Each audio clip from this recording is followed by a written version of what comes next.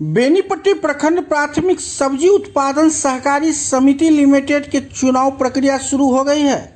नामांकन के पहले दिन शुक्रवार को अध्यक्ष पद के लिए छेदी झा, उपाध्यक्ष पद के लिए रंजू देवी, सचिव के लिए सज्जन झा और सदस्य के लिए नवीन चंद्र ठाकुर, सुकुमारी देवी, रूपम देवी, कपिलेश्वर यादव, रामप्रकाश यादव, कामनी कुमारी और रूपा कुमारी ने नामांकन का पर्चा दाखिल किया।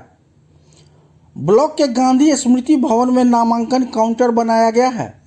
आरओ सह बीडीओ महेश्वर पंडित ने बताया कि 5 और 6 जून को नामांकन की प्रक्रिया की जाएगी।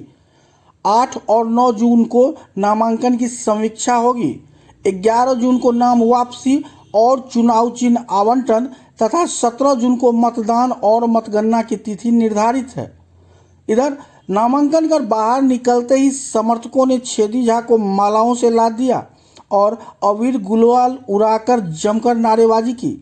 मौके पर मुखिया प्रतिनिधि रतीश मिश्र, अनिल मिश्र, अरुण मिश्र, ललित मिश्र, हर्ष नारायण मिश्र, विमल मिश्र, वोदिल यादव, रामचंद्र यादव, रामू यादव सहित अन्य मौजूद रहे।